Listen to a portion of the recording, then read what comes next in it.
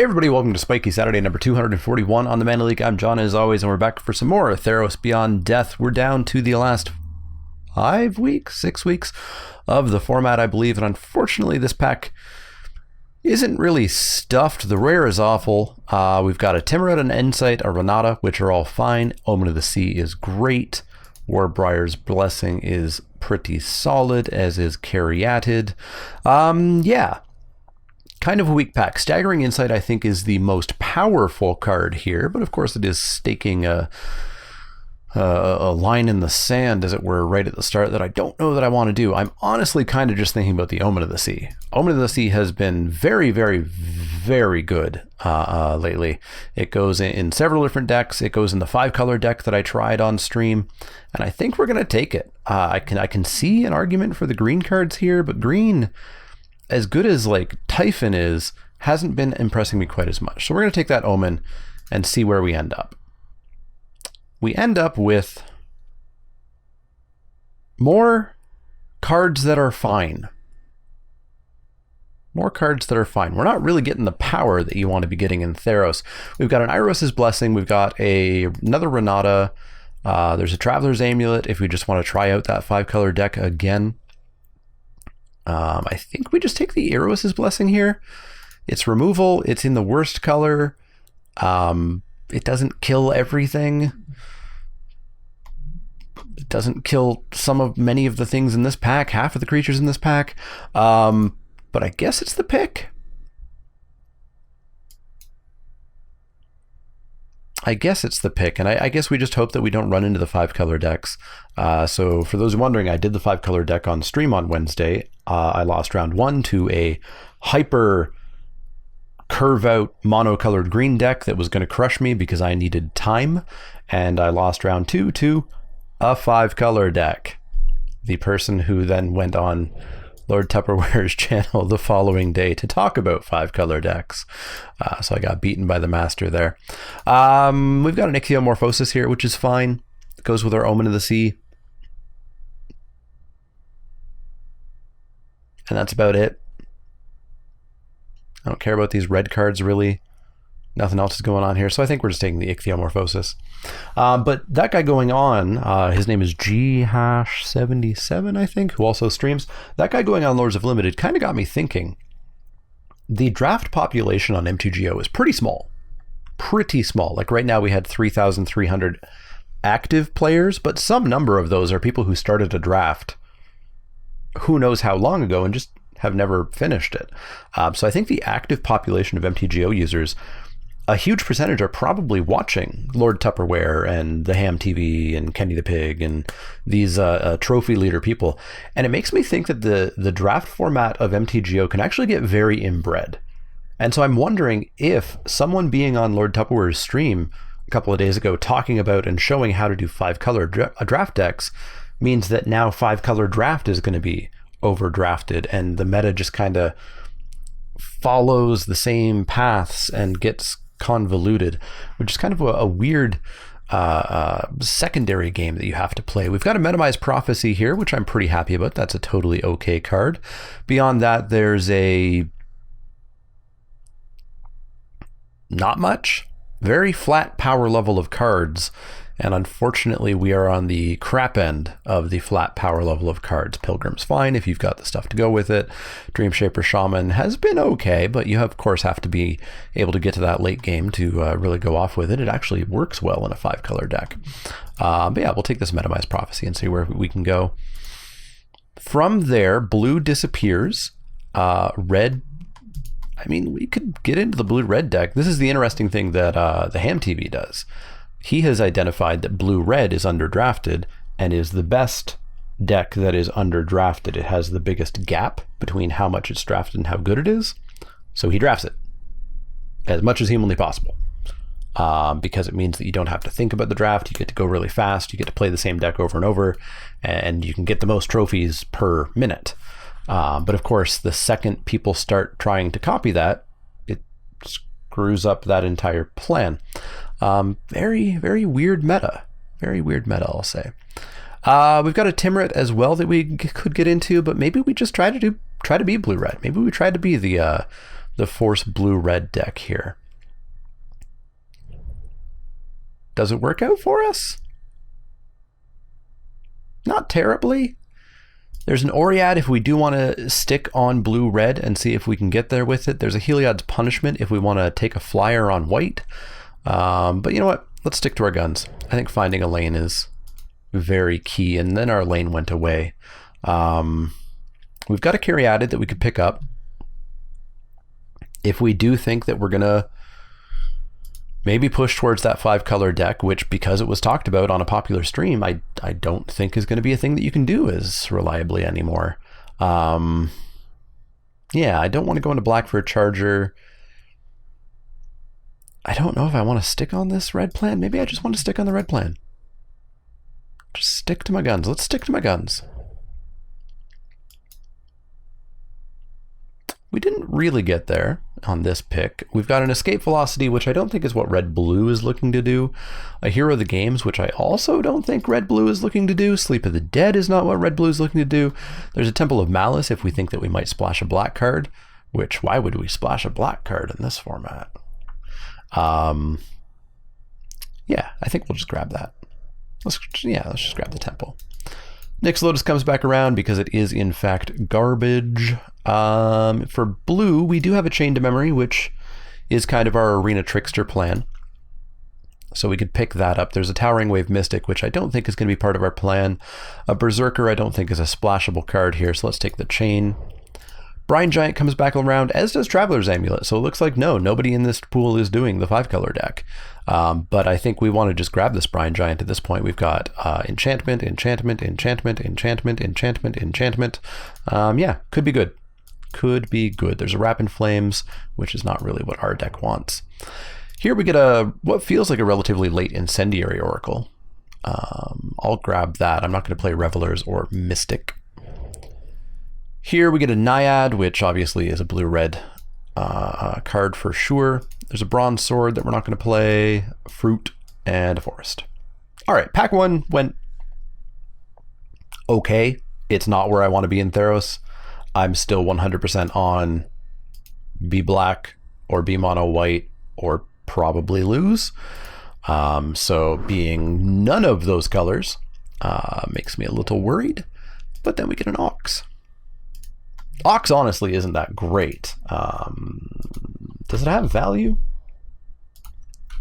I know it's gone down in paper quite a bit already. Yeah, it's like $4. That's fine. Yeah, we'll take it. It's not great. Like a 5-mana 4/2 is bad, but if it does draw you 3 cards, ideally without too much cards being discarded, that's pretty darn solid. Unfortunately, you just don't really escape it. But it's a fine enough card, and it's the best card in this pack by a mile. After that, there's like a Singer,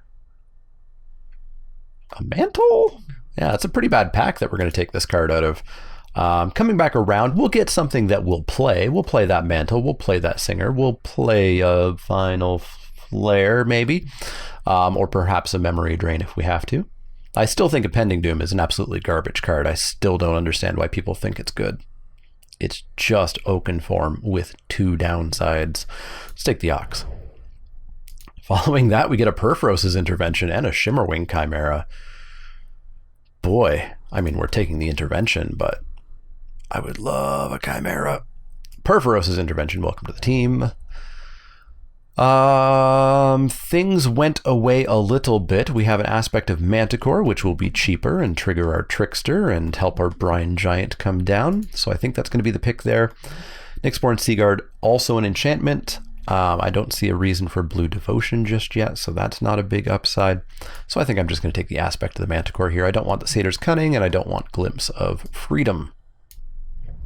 Don't need to be free. Well, there's a black card that I'd consider splashing in this deck, but I think we just take the Witness of Tomorrows. It's a creature, it's a flyer, it's an enchantment. It does all the things that we are happy to do. Beyond that, the red cards are not good or not for us. So yeah, I think I'm just going to take that Witness. Treacherous Blessing's good, but I think we just want the Witness here. Everything went away.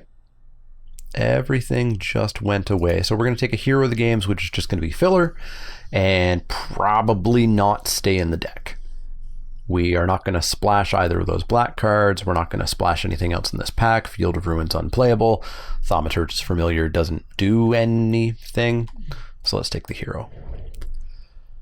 After that, we get an Amulet, which I think we can pick up. And we could, you know, people are still arguing that this is kind of like a land, so you can play 16 lands instead of 17. So we could just take that. I don't think we want to sleep. I don't think we want a Rider or a War Leader just yet. So let's take the Amulet. It'll help us splash if something pops up. Pretty late Deny the Divine. I'm very happy with that. It's instant speed, so it's going to help our Trickster. It's going to be cheaper from the Naiad. It's also just a good counter spell. Better than the Cyclops and a Revelers for sure. We get a Thrill, which is kind of what this deck wants. It is instant speed. There are 2 red uncommons sitting here, showing how open red is, I think. Unfortunately, this one's not really for our deck, and this one is fine, and honestly is a pretty decent creature. Like a 3/4 for 4 is fine. It's massively outclassed by Typhon and such. 4/4 for 4 at common that draws a better copy of itself when it dies. I still think there's a lot of mistakes in this format. But yeah, we could just take the Scophos' Maze Warden. I think we can get a Thrill if we want to. Final Flare is a card that we can play. We have an Omen of the Sea to sack to it.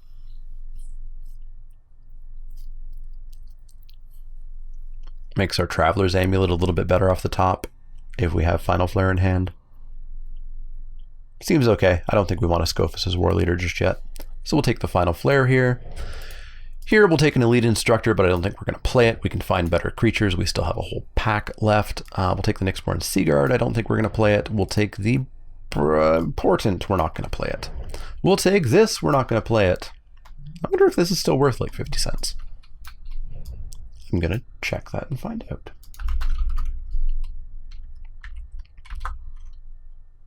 I'm also going to check my microphone because I just realized I didn't do that.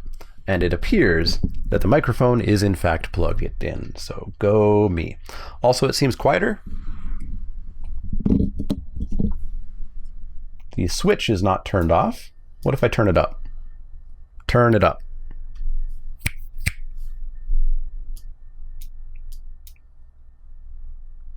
I assume at this point y'all would have commented on the video if I'm shockingly lower than I used to be. Let me just make sure. Yeah, this is all good. All right, should be fine. We get a Necroan War, which of course I famously gave an F, but I gave it an F for a reason, because I don't like the type of card. It has a ceiling of an A+, and it has a basement of an F. We're going to take it here, of course, just because you need to embrace the variance in this format. You need to just assume that this is going to be an A+ when you play it. You need to assume that you're not going to draw this when you're behind, draw this when it's not going to steal anything relevant, not draw it when it's not going to kill anything, or et cetera, et cetera, et cetera. We're just going to assume that it will always be perfect. Plus, there's nothing else in this pack for us at all. Thaumaturge, Protean Thaumaturge. All right, we are loading up on rares here. Pretty happy to see a Protean Thaumaturge. We're triggering it 1, 2, 3, 4, 5, 6, 7, 8, 9 times. 9. Very good. Grab that. One more pick, and we've got a deck. There's a Vexing Gull, which I will certainly pick. I don't want an Infuriate or a Scophos' War Leader or a Portent. There is a 23-card deck, which means now we get to start polishing. We can take a Caliphate, who is an enchantment, who is a creature, who is better than Hero of the Games. Beyond that, there's a Flummox Cyclops. There's an Apathy that we could take and splash, because we do have that Amulet, remember. But I think we just take Caliphate here. Another Metamized Prophecy, a One with the Stars, a Deny the Divine. These are all very good blue cards. I want to take One with the Stars. What are we going to get rid of for it? That's a very good question. Very good question indeed. Perhaps just the Chain to Memory. We're not exactly the blue-red instant speed deck. We really only have the one. We have the one helper and the one payoff. So I think we can cut Chain to Memory and bring in one with the stars here. And if we get this Deny the Divine back around, be so good. Another Witness, another Naiad. Those are the two questions. Do I want either of those? Well, I'm still not super happy with that Final Flare. So I think we can cut the Final Flare, and I think we could jam in probably another Naiad. I don't know if I want to go real deep on Witness of Tomorrow's. Brine Giant, you are a 7-drop, but ideally you're going to be more like a 4-drop late in the game. Yeah, I don't know about another 5-drop. Maybe it's just worth it. Let's just take it. Nothing. Nothing that we want. We already cut one of you. We already cut one of you. And we don't want one of you. And we don't want one of you. I'll take the Eidolon, but I don't think we're going to play it. We're also not going to play this Temple. Here, not much. We'll take a Wrap in Flames forward the side. Here, not much. We'll take, well, do I want a Memory Drain? No, we're already pretty low on creatures. Yeah, I don't think we want a Memory Drain. Let's take another Final Flare. Nothing here. We'll take this Memory Drain. Nothing here. We'll take an Infuriate. Nothing here. Nothing here. I'm going to call it right now. Nothing here.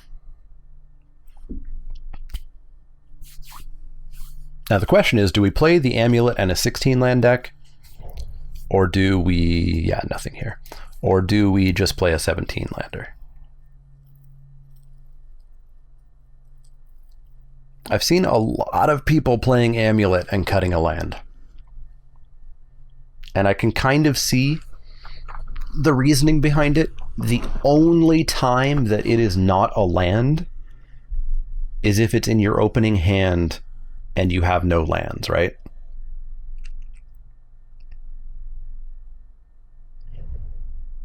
Yeah. Yeah, I think we'll do the 16 land special. Let's take this War Leader.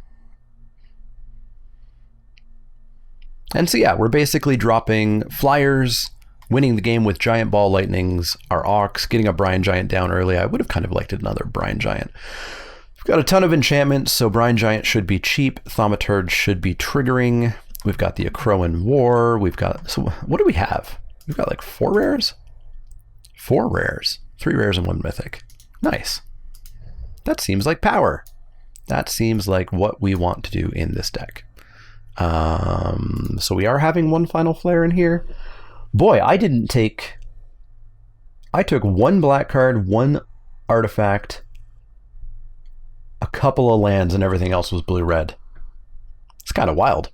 It's also kind of wild just how meh most of these blue-red cards are in our sideboard.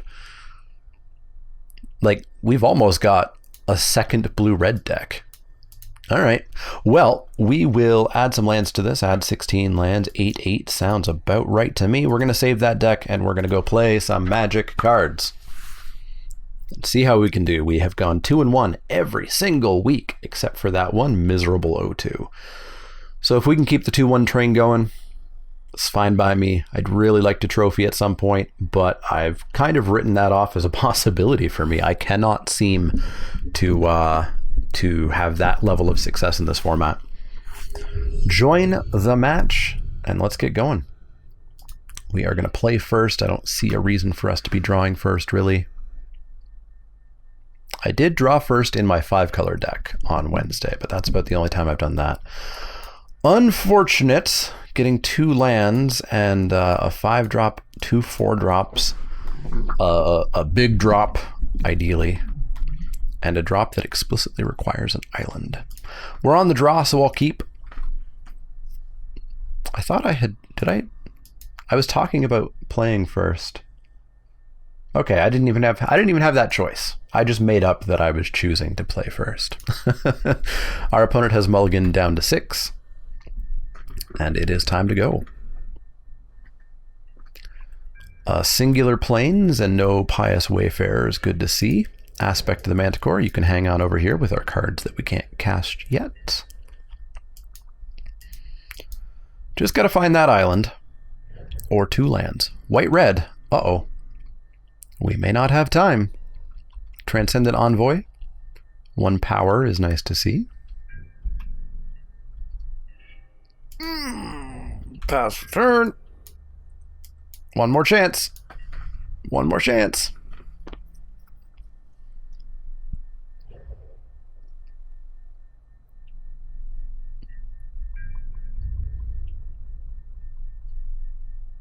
Hit me for 1. Sounds good.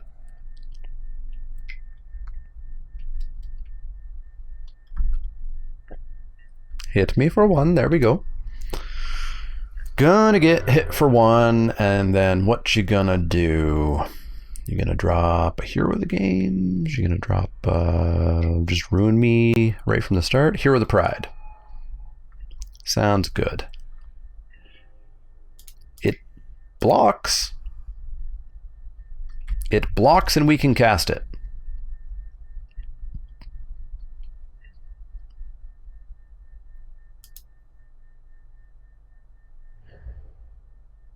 Now, I will say, my brain is attempting to say, oh, well, you went to 16 lands. No wonder you only drew 2. But that's not how that works exactly. And my brain is really trying to argue with me here. But if we had drawn the Traveler's Amulet, we still would have essentially had 2 lands. Yeah. That's the brain trying to get angry there. This hand has nothing to do with what we drew. So a Daybreak Chimera is going to be a bit of a problem. We really kind of need a land to live. But we need a land so that we could at least do Perforos's intervention and deal 4 damage to it. But I think we're just going to get royally boned here. Let's pitch the Witness of Tomorrows that we're never casting.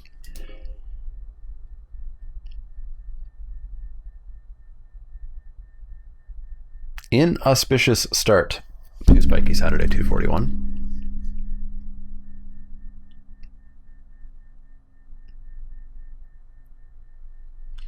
This is definitely one of those formats where you simply can't screw up. You cannot draw 1 land too many or 1 land too few. And at this point, we've now drawn 2 lands too few, about to go on to 3 lands too few. But I find the second that you don't do stuff, you are dead. The game is over. Which I've talked about at length over the years, woof, about formats. I don't like formats where that's true. I strongly prefer formats where the cards just aren't as powerful and you can miss a land drop or you can draw 1 too many lands. Obviously, I'm not talking about we're massively screwed now. I talked bad about Impending Doom and it's going to ruin us. Obviously, in many formats, you can... This is the tricky part about producing content. So anybody who wants to jump on me about making misplays, you try having 2 different trains of thoughts running at the same time. I obviously don't want a format where you can miss 12 land drops and still win the game. That obviously would be a extraordinarily low power format that just would be massively boring. Boy, we don't even really have many blocks here, right? We block here and we still take 9, we still take 10 and go to 4. That's what we do. Yeah, you obviously can't have that. Hey, thanks for showing up, 3rd land. You obviously can't have that, but I do like that there are formats where it's not as snowbally. The cards aren't so powerful that missing 1 turn ruins everything. And those are just the better formats. So we just can't miss those turns. So we just have to mull better, I think. So let's go back in and let's mull better. I would like to be the one who plays first. You do not need to be playing first. And this is a significantly better hand. 2-drop, 3-drop. Technically 2-drop. Sounds good. We get to copy something of theirs, possibly. Seems okay.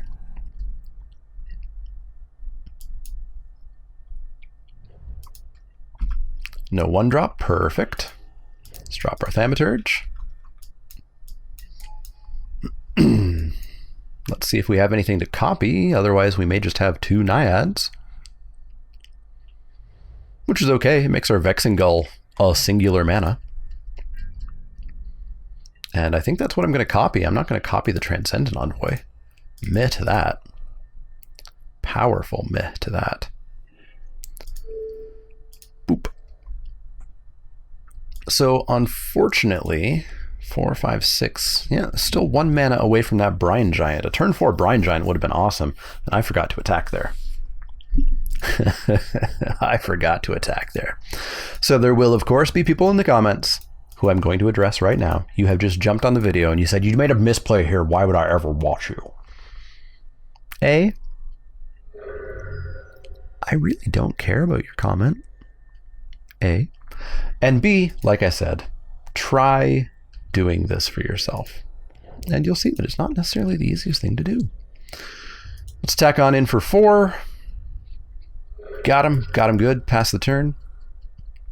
So we can pop in our Vexing Gull, next turn get a Brine Giant down, and be pretty happy about everything. Pop in this Gull. Let's block. I feel like our opponent has possibly gotten a little bit boned here. I correctly read the bonage. Our opponent was in fact boned, I'm going to guess on color. So yeah, deck works if we draw properly, so let's draw properly. And play properly. I need to not miss things like that. But I will say, I do it for you. I do it for all of you. There are definitely videos out there, and I've definitely seen complaints about videos out there, some complaints from me, of people who will draft on a video and not talk. You know, it'll be like this.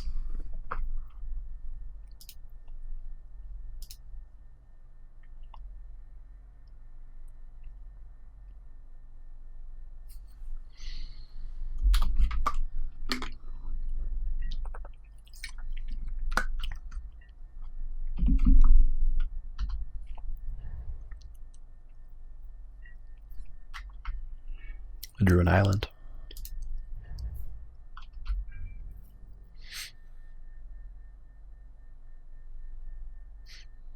And that's pretty boring, right? Like, that's really boring. So I try not to be like that, and I try not to be boring, which will mean that I do make some mistakes here or there. Transcendent Envoy, always on turn 2. You betcha. You betcha. Mr. Brine Giant. Hopefully you can join the team. So we are going to drop that Omen of the Sun or Omen of the Sea on their turn. Definitely attempt to find a red source. If also possible, find a 3-drop. Failing that, a 4-drop. The Akroan War, for example, is looking like the absolute trash that I've been worried about it being. It's not going to do anything for us in the current board state. So it's currently a waste of a card. Woof!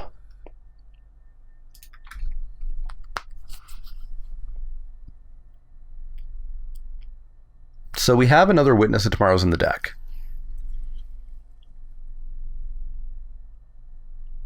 We do draw a card right away. I'm going to bottom the island, top the Witness. That way we draw the Witness. The island has gone away. We have a blind draw here. And it's mediocre. And we're going to pass the turn. And we're going to have to sack our Omen because we need to play something. So unfortunately, Brine Giant's going to not quite come out to play. Our opponent here has missed 1 land drop. They're potentially missing a 2nd land drop here. They're playing around the Gull. There's the red source, and a Metamized Prophecy sounds good. I want the red source. What is the red source? Doesn't do much for us, does it? The red source lets us play an Oread, which blocks the hero. Or it would let us play the Akroan War, which does absolute nothing. At some point, perhaps it'll be nice, but it does nothing this early in the game. If I do Metamize Prophecy, what happens? I see a mountain, which I'll keep on top, and I see something else. And then I have to take 3. All right, let's get the blocker down first. So we'll go Metamize Prophecy on top, mountain on top, draw the mountain, play the Oread, pass the turn. And actually, we're not even going to play Metamize next turn. We're just going to jam Witness of Tomorrows. Although I could hold up Aspect of Manticore, eh? Our opponent comes in for 1. They're aware that I don't have the bird, or at least I don't have the mana for the bird. And yeah, I think it's time for us to start forcing through some damage, because they are boned on mana. So here's what we're going to do. We're just going to jam down a Witness. Jam down a Witness and start the beats.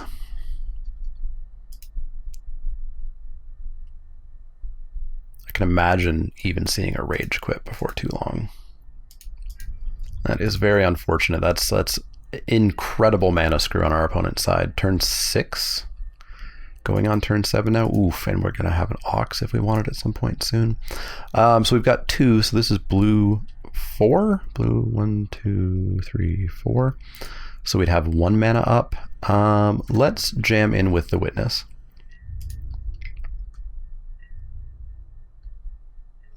Got in for some damage. Let's drop a Metamize Prophecy.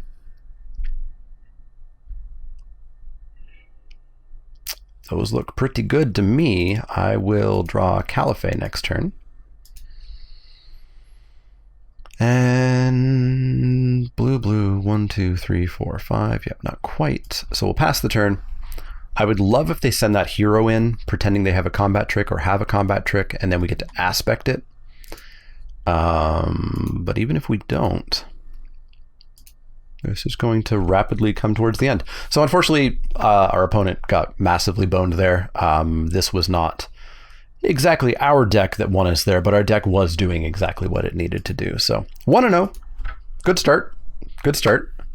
We got past that first game of problems, significant problems that we had. So let's keep going, shall we? This here is Mr. G-77, who crushed my 5-color deck with his 5-color deck. It was pretty hilarious for me to jump into a draft and say, I'm going to do 5 colors. I've heard people talking about this. My chat to go, what are you doing? It looks so weird. It looks like garbage and trash. And then in round 2 to face the mirror match of somebody who is championing the deck. It's an interesting deck, though. But I think it relies heavily on people passing rares. Basically, you take all the fixing that you can. You want to be playing all the amulets. You want to be playing maybe some altars.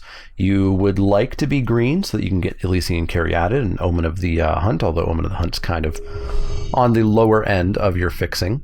I even played an Unknown Shores.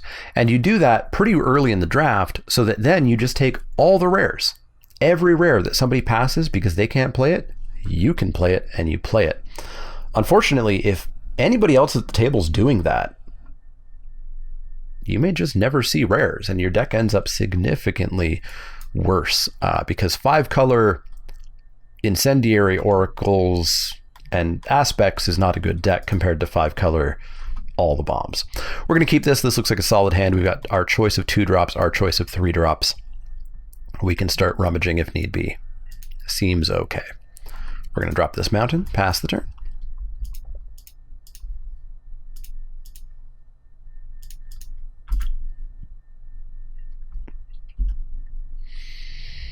Uh-oh. We dodged black round 1, but it has shown its face. We're going to go with Incendiary Oracle. If they don't have a 2-drop, we get to start getting in for 2 rather than getting in for 1. I don't think their 2-drop's going to be worth morphosizing. And we probably won't use up an aspect. It's mildly close to wanting to get rid of. I'll pass the turn. If they do drop a black card here and their Timurit gets bigger, they're going to attack in, and we're going to aspect and get rid of Timurit. So I haven't played aspect much. It is just first strike for that turn. Good to remember. Our opponent will 100% attack here. Oh! Ruined! I mean, I guess they assumed I'd pump it, but... Wow. I don't know that I would have not attacked there. We are going to pass the turn. And we're just going to hold a aspect again.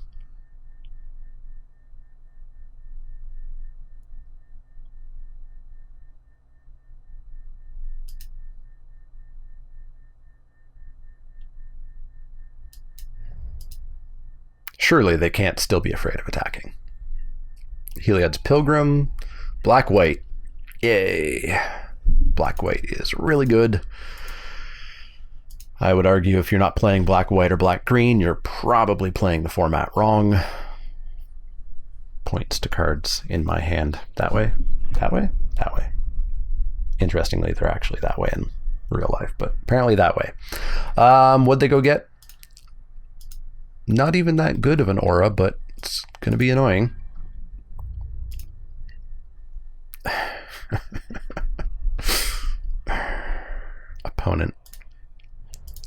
Opponent.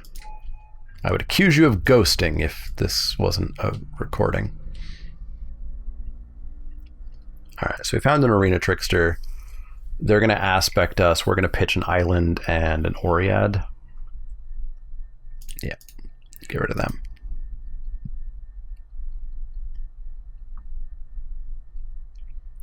I may just have to take 3 here. I'm not really interested in trading off as is, especially when we can trade off and it not be much of a problem. Yeah, so they play a land and Mogus's Favor Your Pilgrim. Okay. Ooh, hi, everybody.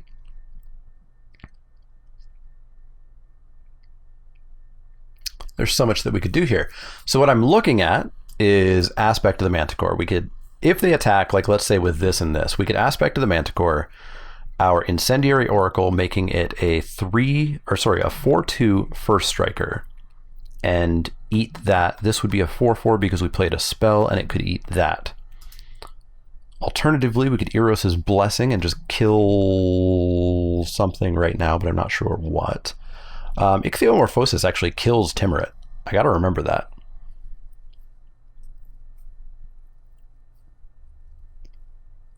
I really wish I had one more mana. We're gonna go with the aspect plan. But I'm glad that I just this moment remembered Ichthyomorphosis will kill Timurit. Because he loses all... Or sorry, no it won't. No it won't. Ichthyomorphosis doesn't. Heliod's Punishment does. Because it causes... Timurit as well as Daxos to lose their ability, and their ability is what sets their toughness.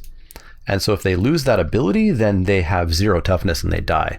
But of course, Ichthyomorphosis sets the toughness to 1. But it's a cool little interaction.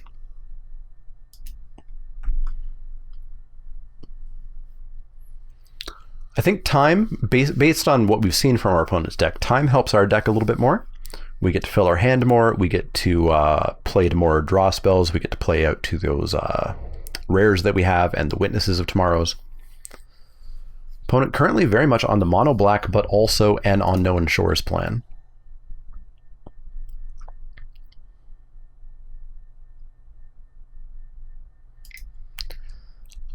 I will actually put the Trickster in front of here and this in front of here to see if we can get a trick out. No trick, so we get to just do this, which causes everything on their side to die. And everything on our side to not die. That, I believe, is what they call a blowout. Now, I guess we could have done Incendiary Oracle on the Charger so that it wouldn't have existed, but we've got answers for the Charger. We've got Ichthyomorphosis. They are going to murder my Trickster. That's fine. A-okay. They're down to 3 cards. I really want to hold up this Deny the Divine.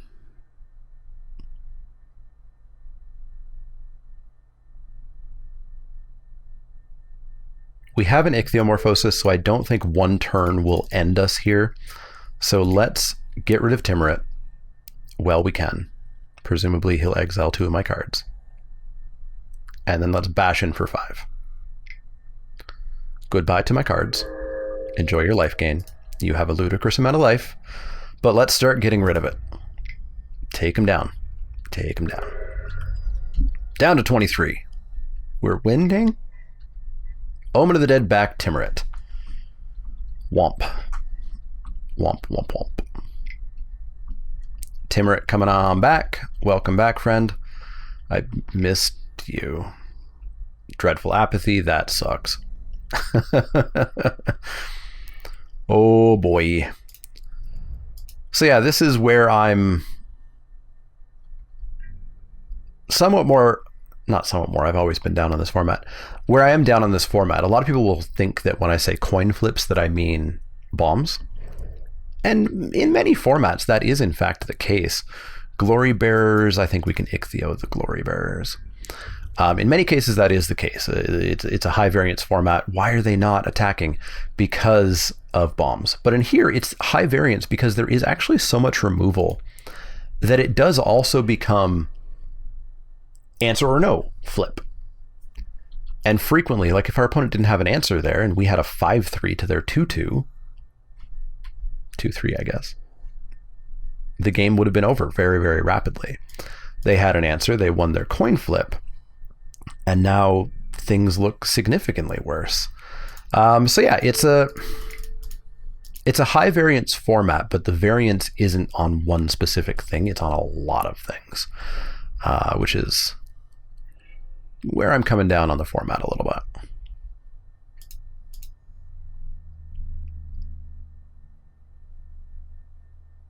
Scry where? Bottom, cool. But yeah, like Fate Reforged, for example, was a high variance format, but it was a high variance format 100% in the rares, and that was it. Wow, that sucks a lot.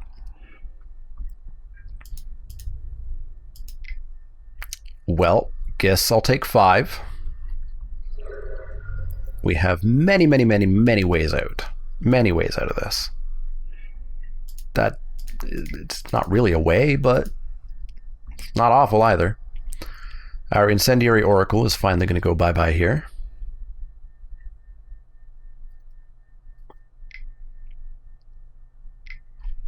Nope, they're going to play an Omen of the Sun instead. Opponent just with straight gas, eh? Scrying in their upkeep. Where'd those scries go? Bottom. And they found a land. Our opponent's not top decking well, but they are just solidly ahead because we spent so many cards on this one Oracle. We are going to have to take 3 here. That's the way it's going to have to be, and we're going to have to find an answer for those Glory Bearers ASAP. Goodbye. That's not going to be it. Pass the turn. And I think we're just going to flood to death.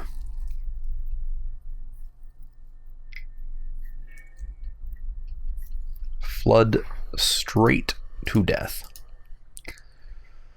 Our opponent's Timurit could come in too, because it would attack as a 2-3. We're going to counter whatever this is, because we need to not die.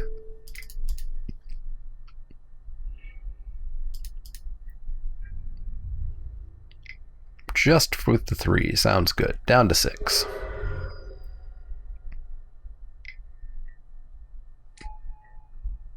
And we flood straight to death. We block that. We take 2, 3, 4, 5, 6. Dead. That was too many lands. Too many lands in our 16 land deck. All right, let's get back into it. Yeah. There's nothing really to do. Nothing really to do. Let's just not flood. Let's just not flood. Do nothing until turn 4? I mean, our opponent was slow.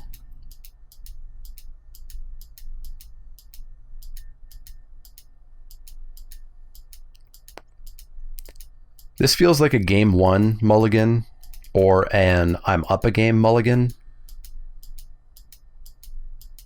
I don't know how well this deck would mulligan though, so I'm going to keep. We have a turn 4 play, and we might draw a turn 2 or turn 3 play. That is something we could always do. Stay tuned to find out if we do.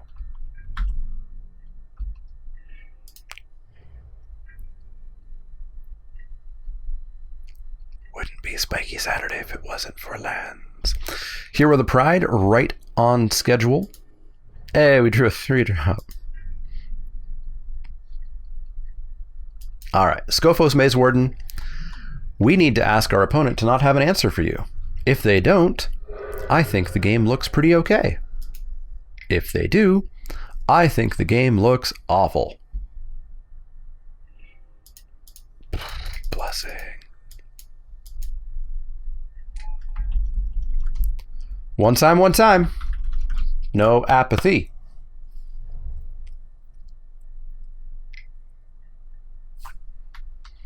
It's a scary card. We're going to have to kill that in this brief moment that we have with the Alseid not online. So we can Blessing it. We can Omen of the Sea, sack Omen of the Sea, Final Flare it.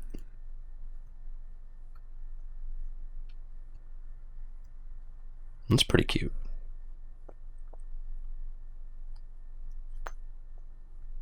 It's pretty cute. Although I think the Final Flare for when they do answer our Skofos' Maze Warden with an enchantment removal spell will be a little bit of a better play. So we are going to Bless the Rains down in Skofos here. And kill that Pegasus. Dead! So they can come in for 3, they can gain 1, so we'd only be dealing 3, so it would be an even race.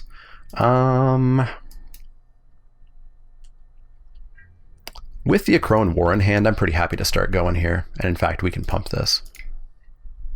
Deal 5, actually.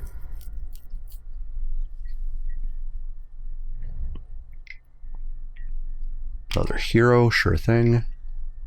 Daybreak Chimera. Well, I wouldn't be unhappy stealing that Daybreak Chimera. Unfortunately, they have Alseid up at this point.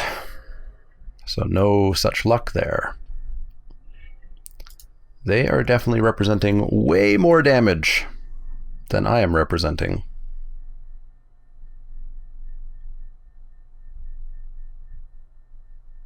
So I think we're going to have to pass the turn holding up Omen, Flare, Aspect, yada yada, yada yada yada.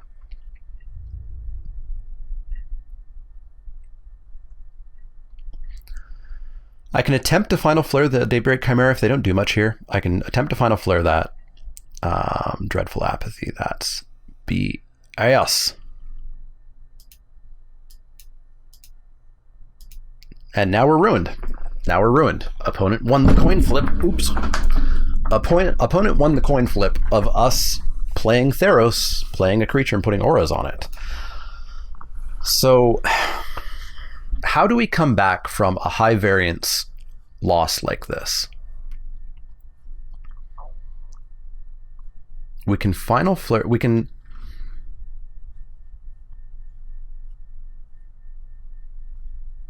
So we obviously let that happen.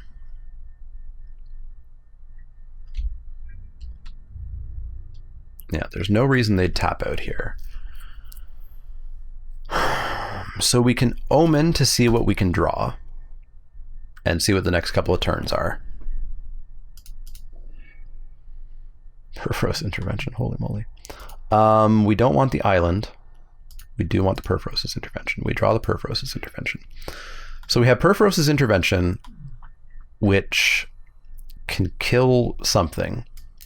We can get rid of the Alseid this turn by sacking the Maze Warden to kill this. They will presumably sack that, keep that alive. We're taking 3, 4, 5, 6, 7. We're going to 8. We're going to 8. And then we have no way of establishing the board unless we top deck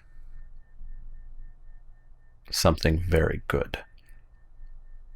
We could scry to try to scry into a red 3-drop or less. All right, so let's Final Flare the Chimera, sacking the Maze Warden. They're going to pay their 1, sack their Alseid, keep their Daybreak alive. Yep. So at least that's out of the way. So now if need be, we can Perforos's Intervention to kill this, find a blocker for these. 1 with the stars. We could also just Crowan War the Chimera, which means we then have to take 4 and go to 4. If this card in their hand is nothing, that's perfect.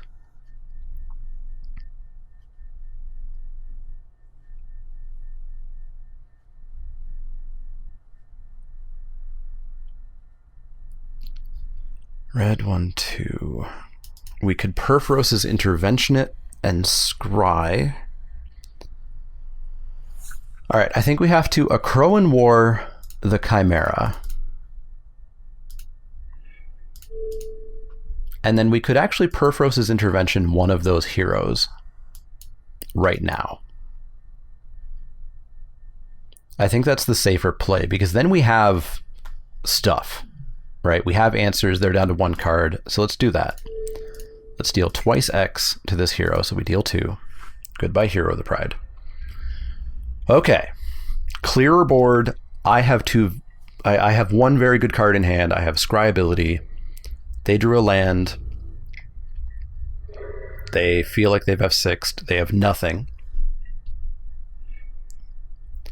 Our opponent's creatures have to attack. Good for them. We drop an Arena Trickster.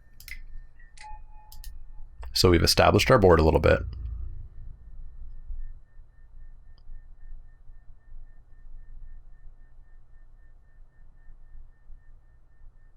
We leave the Chimera up because I want to block with the Chimera. That way if they use a trick, it's just going to die, and then it just dies when it goes back anyways.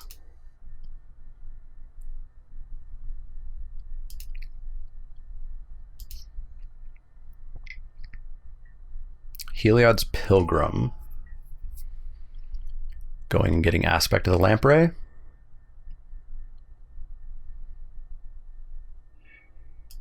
That is what they're going to do. So goodbye to my 2 cards, but thankfully we've got the Omen. They're going to Aspect of the Lamprey the Heliod's Pilgrim so that it's not going to die. That's fine. So we'll block.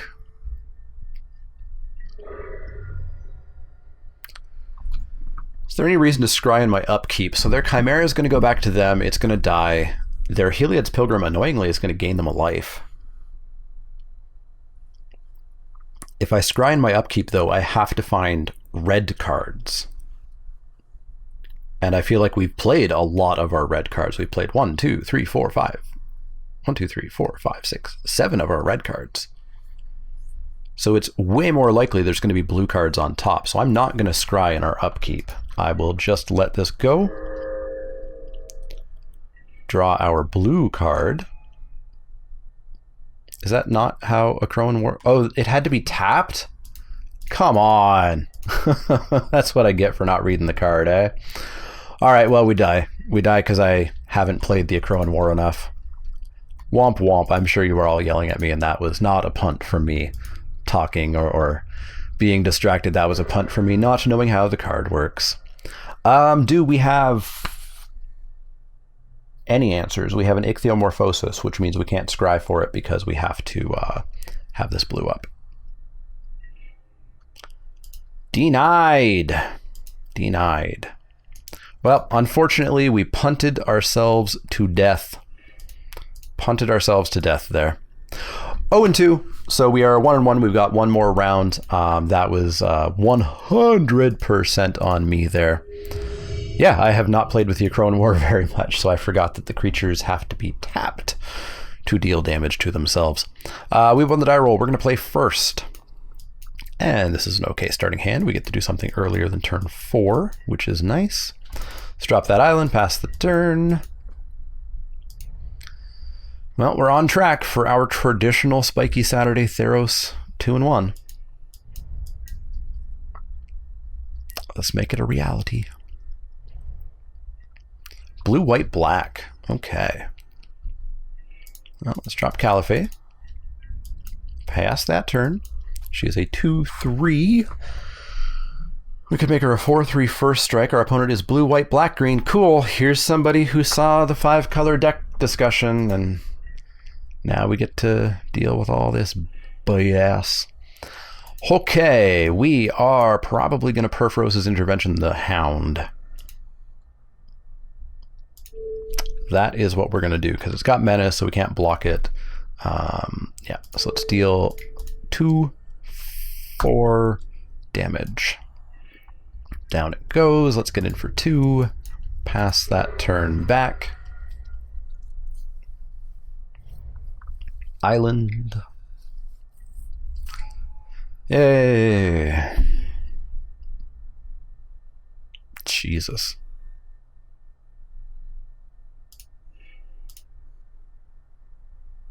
Top pile is face up. I'm going to show them Shimmerwing. Well, no, Shimmerwing. Well, Shimmerwing's probably one of the better cards in their deck, right? I'm going to show them Shimmerwing. See if they'll pick these 2 cards, which I think are worse, but they're still fine. They do take the 2 bottom. All right. So our opponent has played 2 for 2 rares. That is how this deck works when it's working well. We're going to drop an Oread here and pass the turn so that we can at least block. So our opponent has a Mogus's Favor and a Cling to Dust. I am glad that I did that whole talk about how I think the format on Magic Online gets kind of inbred due to the smallish number of streamers, very small draft population, and people just doing what those streamers tell them to do. Or not even tell them to do. In fact, a lot of the streamers, the Ham TV, for example, is like, don't do what I do. It's kind of stupid. But then people will do it, and then the format just warps that week, and it warps until somebody does something else. And it unfortunately actually makes it just not that good of an experience. Well, we get to Witness of Tomorrow's this, sacking our Oread. Smash on in for 4. We've got to deny the Divine, but somehow we have no cards left and our opponent has an entire hand. That somehow, of course, is Atris, primarily. One with the Stars? Nope, that's not happening. Not today. And we're in top deck mode while our opponent has a full hand. And a deck most likely full of rares. Where did that scry go to? That scry went to the bottom. Perfect. Best place it could go. We top deck a basic land.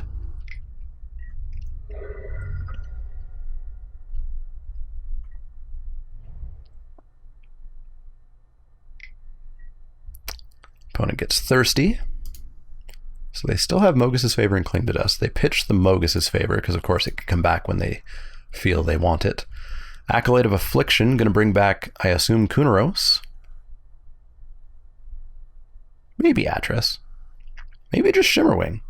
They bring back Atris. Okay. Okay. That's a land, so we are going to Flood to Death. We are going to Flood to Death to max 5-color, well, 4-color value.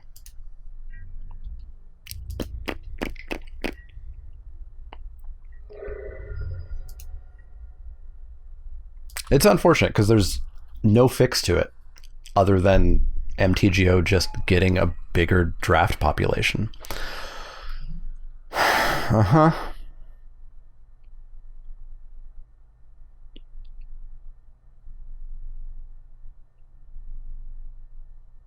How do we make them not pick the champion? So what did they pick last time? They picked 2 face down cards when I showed them.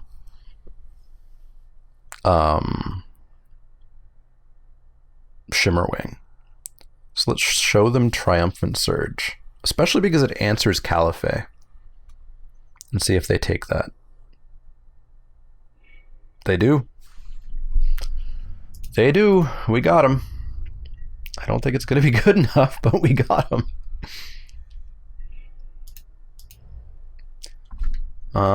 Well, let's pass the turn. We've got him down to 6. I don't know how we're going to do those last 6 points of damage, though. Like, they still, on turn 9, have 7 cards in hand.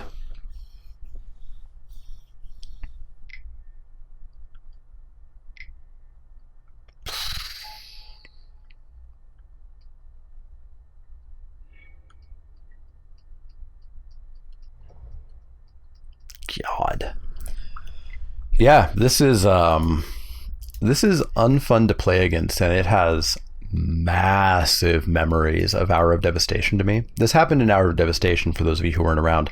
It became very, very, very in vogue to draft 5 colors, draft all the rares, everything you could get your hands on, and then just see who could barf out their hand and win. And what the problem there is, especially in leagues, and this felt really prominent due to leagues. That's a final death, and that is our final death for sure. 4, 5, 6, 7, 8, 9, 10, 11, 12. Yeah, just to make sure for anybody who was worried I was scooping early there. It screws up drafts because either you do the 5 color thing and you hope it just works out, and it doesn't work out if anyone else at the table is doing it, because you need the fixing, and you kind of need to assume that the fixing will wheel to an extent, or that you will get it. If anybody else takes it, it just ruins your draft. If you end up not getting rares past you, which is a vital part of the deck, our opponent here definitely had rares passed to them, it really hurts the value of the deck, and it just really warps the format. In pod, at least, the person who does that may just win the pod, or they may stumble on mana, and everybody else in that pod kind of, everything balances out because in pod drafting is significantly better. But in leagues, you just end up facing these decks where it's like everything went right for our opponent, and we can't super combat it other than being faster. And if our deck isn't explicitly built to be fast, which you can't just always build a red-white aggro deck. You can't just always do that. You end up in these matchups where, as with Theros Beyond Death, thing I've been saying the whole time, you just feel so helpless all the time. This hand looks great. This looks like our best possible chance.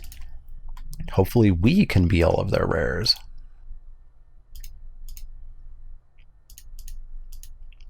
But yeah, it's just wild how much the MTGO format can get massively inbred, and how quickly too. It's unfortunate. It does make me think that does mean that MTGO draft is going to just become a really bad place to draft,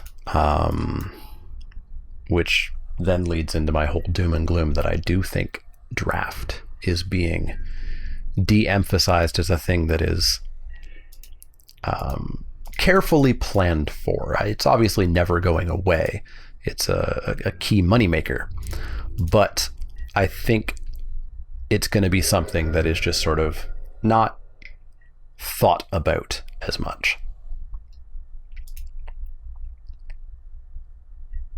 You know, I think they'll produce more and more and more bomby, crazy, wild, spectacular cards because that makes standard wild and spectacular and crazy. And that massively hurts limited. Okie dokes. So I'd really like Kunaros to not be alive anymore.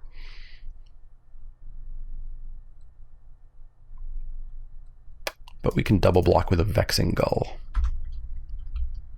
So let's double block with a Vexing Gull.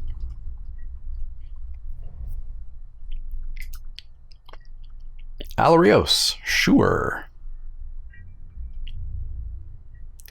Alright, let's bring in Vexing Gull. Let's double block. You're going to kill my Gull and not my Naiad? You fool, I have a Brine Giant.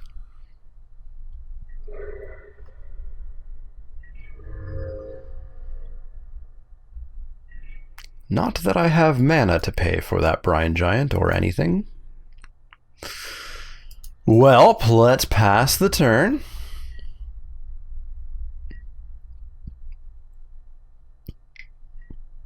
Venomized Prophecy sounds good. Scry, where? Interestingly, our opponent doesn't have fixing that we've seen, really. One top, one bottom. So our opponent, I think, is going on the Omen of the Sea, and people are first picking Omen of the Sea like we did in this draft to get into this deck as well. No attacks. Well, I too have a Metamized Prophecy. And I think I'm happy just continuing to be Naiad. Island and Oread, eh? Draw an island, we get to play Maze Warden. Draw an Oread, we get to copy whatever they play?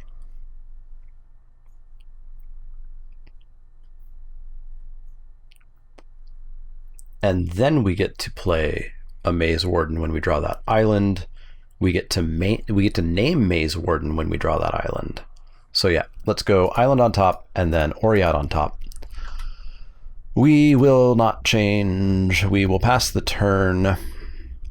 If we have to, we can Final Flare the Metamized Prophecy. Our opponent's going to name Venomous Hierophant. They're going to play a Shimmerwing Chimera. Boy, I would love to have a Shimmerwing Chimera. We are going to name Maze Warden. We are going to play the Oread. We are going to look at our hotkeys. Control is how we hold priority. We are going to hold priority. I want to copy the Shimmerwing. And then I want to kill the Shimmerwing. Ooh, what if it's gone away? Ooh, I have to just momentarily go do a Gatherer search. And remember, will it copy the last known stats and everything of the card? Or will it just be like, I don't know where that card went. Sorry.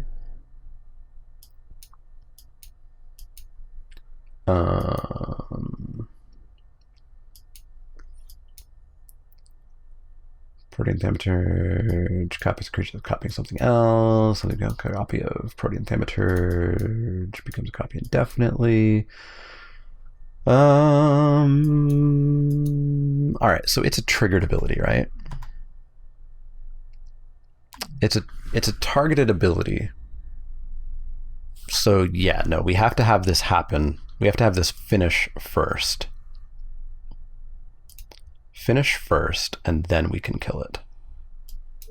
And I want to kill it before they can do anything else. So let's hit it.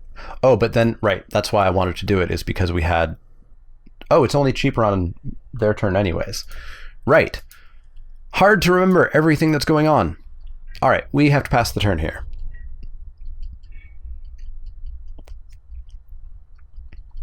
We have to pass the turn there. The reason I was thinking about doing that was because I wanted to pay 1 mana for Final Flare, but I couldn't pay 1 mana for Final Flare because it's not their turn. They're going to play their Venomous Hierophant. That's fine.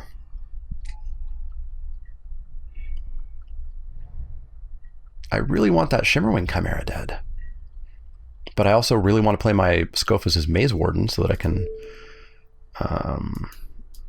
get that ability. Although if I just bounce the Metamized Prophecy,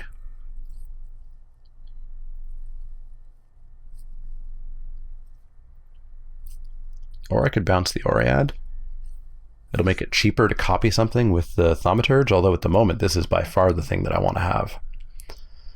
I don't think we're going to return anything. Yeah, I'm not going to return anything. All right, so we draw our land. We're going to play Scophus' Maze Warden so that we draw a couple of cards. 2 lands, flawless. And then we're going to pass the turn.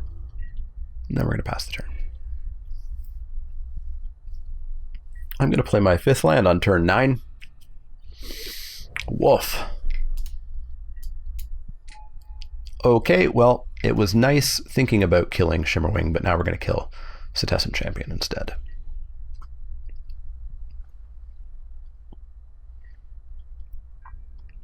So, we get to Final Flare it, although then we need to figure out how to get rid of that. Scophus' Maze Warden, I think, can kill the Hierophant. Oh, they definitely have Omen of the Dead. We knew that we saw that in game 1. Which again is this case of just like, cool, I could kill their stuff and I know they're going to bring it back and I feel helpless. All right, so we are going to trade. Maybe they'll bring it back right now. Get really greedy for some weird reason. We are not going to return anything just yet, I don't think. This is going to go away before I can play my Brine Giant. My Brine Giant is currently a 4-drop.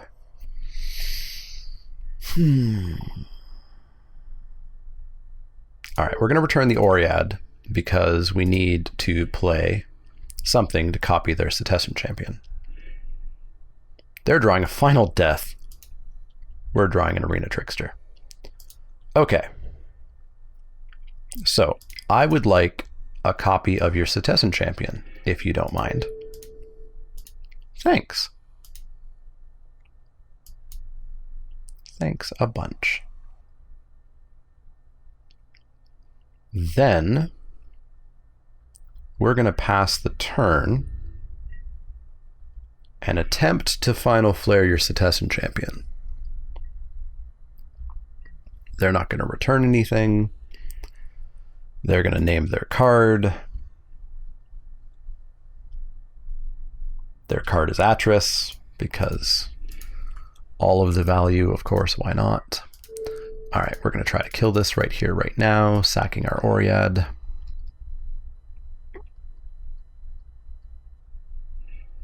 Goodbye. I'm sure you'll be back soon.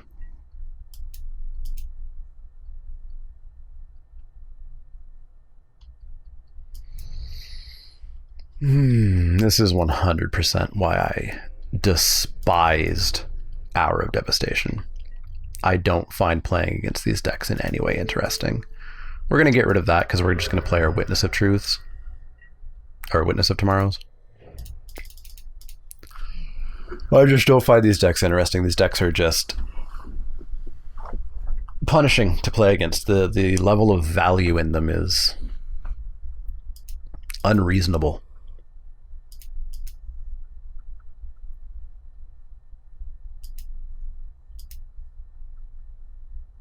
That said, if your local game store meta is utterly unaware of this deck, you should probably just do it.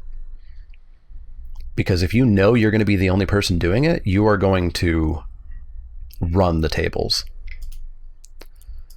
But yeah, it's just, I hate this so much. It's so miserable to play against. I'm going to show them. I'll show them the Witness, try to get them to grab the lands. 3 for 3! 3 for 3, we've gotten them. Oh, cool, and Eat to an Extinction too. So Eat to Extinction, Setessan Champion, Atris, Kunaros, several amazing uncommons. They're literally just not playing bad cards, and that's what you get to do when you play these 5-color decks. But yeah, I hate them. I hate them. I think that any format where this is a thing you can do is a bad format. It just, ugh. Okay, can we do anything? We cannot block 6 of their damage. We are going to 3 whether we like it or not. We are going to 3 whether we like it or not. So we can drop an Arena Trickster, play our Omen on their turn, and get a counter. Woo!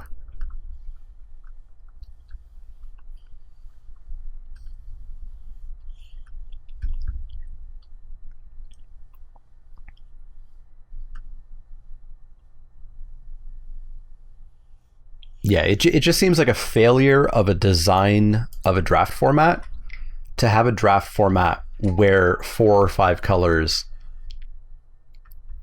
is super viable. Because it typically feels like that means that the cards are way too good, or the other cards are too slow. It feels like a failure. And that's unfortunate. So we're dead. We're powerfully dead. I'm not going to bother going through this. There's no point. Yeah, so we won in 2, unfortunately, which I guess is better than our 0-2, but less good than most of our 2-1s. Yeah, I'm still not hating. I'm still not loving the format. I still think there's just significant problems with it. And you got to see, yeah, you can see Gimli here is the 4th highest trophy leader of all time for this format. You can see just how inbred the format is on Magic Online specifically. It's possibly likely that it's better. I don't even know where it would be better. It can never be better at a local game store. At a local game stores get incredibly inbred because it's typically the same 8, 16, maybe 30 people drafting. Arena, of course, is Arena with all of its problems. So yeah, I don't actually know where this format is good. If you know, let me know. If you've done the 5-color thing, let me know. I'm going to try it at my store tonight for sure. I have a feeling that the people there maybe don't quite know about the 5-color deck. But yeah, let me know your experiences.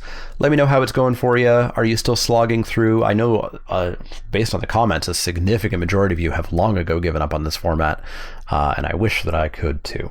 But let me know what you want to know in the comments down below. If you do have any questions, comments, or suggestions, you can always find me over on Twitter, Twitch, and Facebook. You can find me at patreon.com/ShamanLeek if you want to become a backer there. Thank you to everybody who does that. You are great, and you are directly the reason this channel keeps going. You can always go to inkedgaming.com/ShamanLeek if you're going to purchase something from them to let them know that I sent you. They have great playmats and dice bags and stuff like that. But if you do have any questions, comments, or suggestions, let me know. Otherwise, see y'all next time.